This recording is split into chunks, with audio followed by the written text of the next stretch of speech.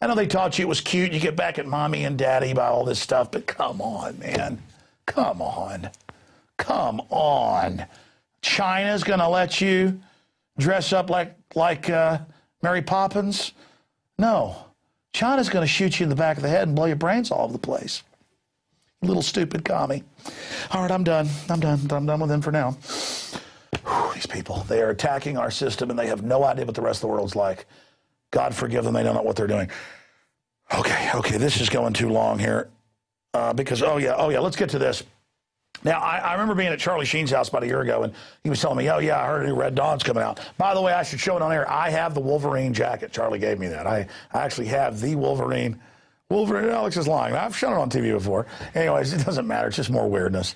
So when Dave Mustaine told me he's going to come to Austin and hang out with me, I'm sure he will. It's just I love Dave, but the weirdness level of it's off the chart. Of course, there's a lot of other even crazy stuff. The point is, I learned of this a while back, and then I learned it was come out this year, but the Chinese government got mad about it criticizing in the remake, not the Russians invading, but the Chinese over unpaid debts. And so they made it North Korea. They went back and digitally changed every scene to where it's North Korea. But still, the communist Chinese who execute people for pornography or for transgender stuff or for being gay, they are now censoring our media as our biggest debt owners. That is, they bought the bankster debt.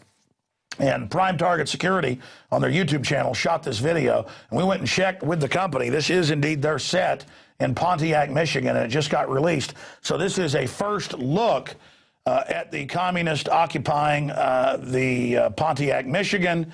And a lot of these signs look like Occupy Wall Street, at least what the Democrats were promoting, i.e. the Federal Reserve that endorsed Occupy. Fighting corporate corruption. Your freedom has been a lie. Liberation is here. Deceitful leaders, greedy corporations. This is not democracy. And the idea there is, back that up. The internet is lies, but you can only trust, the government, basically. And by the way, we have David Cameron in England announcing internet censorship. We have bills introduced to restrict free speech in America. We got the White House regulations czar Cass Sunstein calling for it. I mean, it's on. It is definitely happening right now. So there is a first look at Red Dawn. Reportedly, they got a distributor, and it's coming out early 2012, and I will be promoting it just because a foreign country tried to restrict America's free speech and America's right to expression. Again, to the guy or the woman, whatever the person saying that they love Mao because he'll let them dress up like a woman, listen, they'll shoot you in the back of the head. They're already trying, not the Chinese people, they hate it. But the Chinese government's already trying to censor American movies, and I've had enough of it. So another message to you on that front. Get some reality, okay? And figure out that, folks, if you're going to say you're a woman, dress up like that and go to work. Don't tell them I'm a man, now I'm turning into a woman, and make everybody hear about your sexual stuff all day. It'd be like if we had two heterosexuals in the office kissing in front of people and making a big deal about it. Go get a room. Get out of here. We don't care. We got stuff to do. We're not here because you want to upset mommy and daddy. A lot of us don't care about your sexual stuff. We're past it. It doesn't shock us. We don't want to see it. We don't want to look at your giant ferret teeth, okay? All right, I'm sorry. Just because you like to dress up like Marie Antoinette isn't my problem. Just keep your hands off my firearms, my money, okay? I'll keep, you can dress up like whatever you want.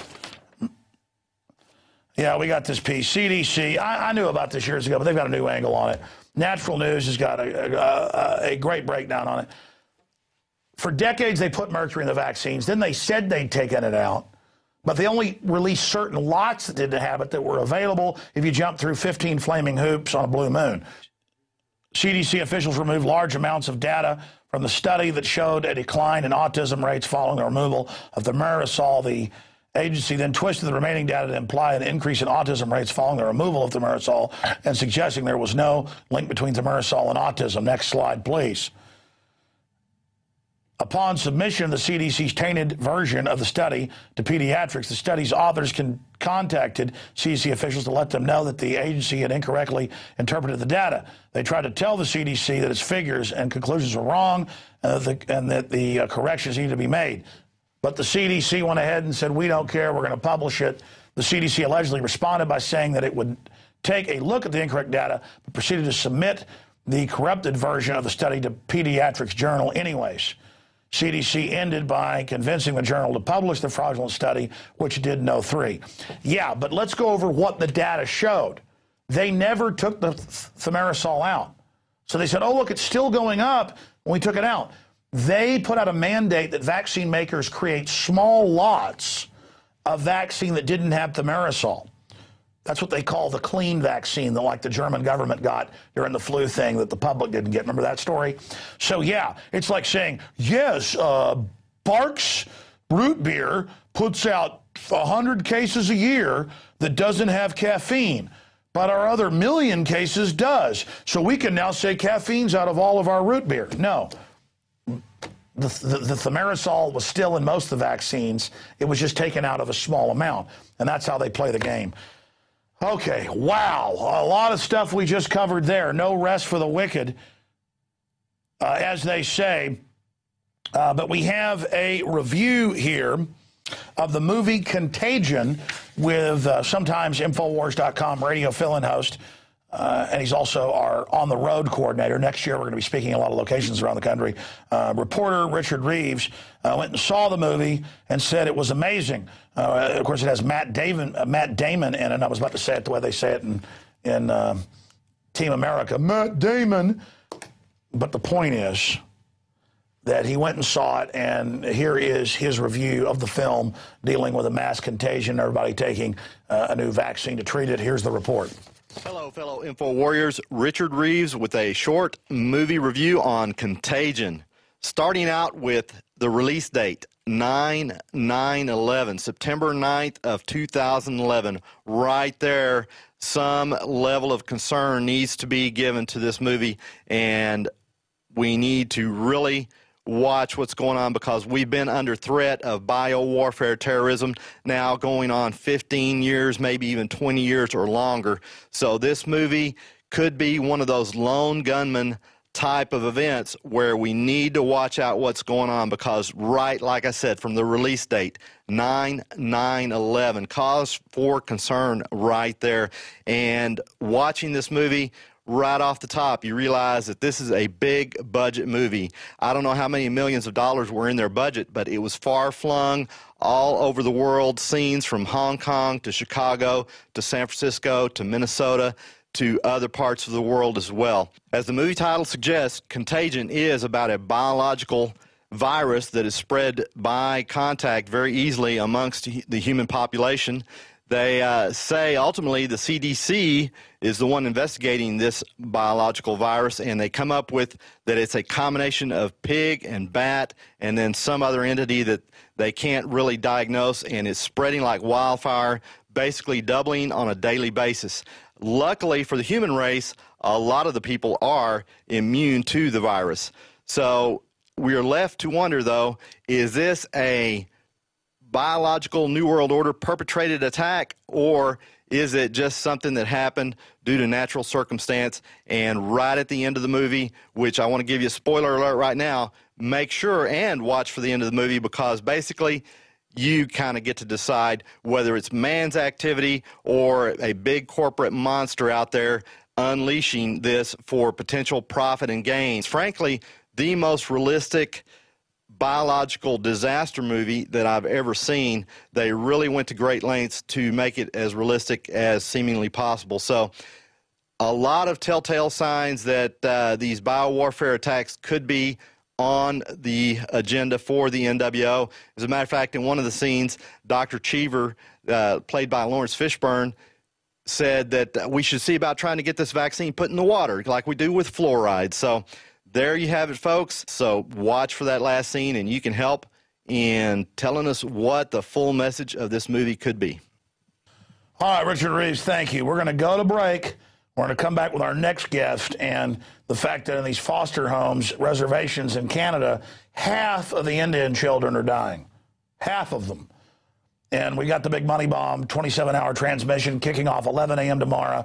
The free streams, it's all posted at Infowars.com and InfoWarsMoneyBomb.com. You can start donating now if you'd like, InfoWarsMoneyBomb.com, so we can give the New World Order a hardcore black eye and take this fight to the next level.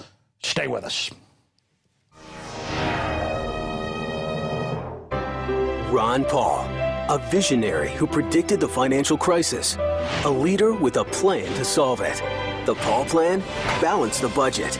Cut $1 trillion year one. Eliminate 5 federal bureaucracies. End the foreign wars and nation building. Rein in the Federal Reserve. Pay down the debt. Cut taxes to create jobs.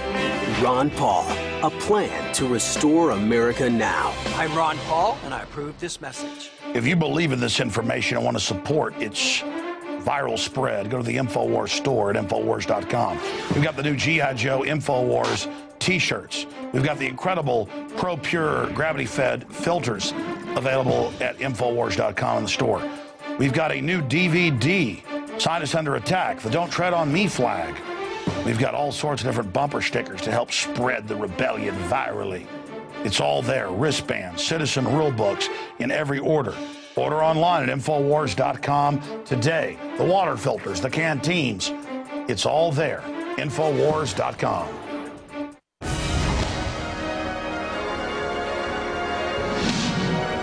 Our mission at Infowars.com is to audit the Fed, abolish the Fed, restore the Constitution, abolish the TSA, restore the Second Amendment, restore the Constitution, restore the Republic. And if you believe in those goals, then it is your free will, responsibility, and honor to spread the word about our operation and to donate to the 2011 money bomb. For many years, I tried to basically stay small, make my films, do my radio show, but it grew and grew and grew. Think about how a money bomb that listeners started 4 years ago led to us being able to move into this bigger office. A later money bomb helped us expand into the empty warehouse next door. And in the last year, we have built the TV studios and put the equipment in and are now doing a nightly news show every night at 7 o'clock that we're now beta testing and getting ready for television. Right now going out to members at prisonplanet.tv and then reaching millions as it spills out onto YouTube and other systems. Help us go to the next level. Not reaching 15 million a week, but reaching 30, 40, 50 million a week. Our growth curve is exponential, but we need to hit our afterburners and turbocharge. History is happening now. The war for human liberty against total dehumanization is on now. Join us Thursday, November 3rd at Infowars.com. We're going to have a 24-hour plus live transmission with guests and interviews starting at 11 a.m. and running into my next radio show the next day. We're going to have a huge lineup of liberty-loving patriots from all over the world joining us. It's going to be amazing. And this money bomb is going to have a lot of new things added to it that's going to make it even more powerful than past years. So please donate at InfowarsMoneyBomb.com or Infowars.com/moneybomb, or simply spread the word about the money bomb. Stand with Infowars.com and my incredible crew and all of our other supporters and help us get the word out even more. The ball is in your court. The rest is up to you. It's Infowars Money Bomb 2011, November 3rd. It kicks off 11 a.m. Visit the website at InfowarsMoneyBomb.com, Infowars.com/moneybomb.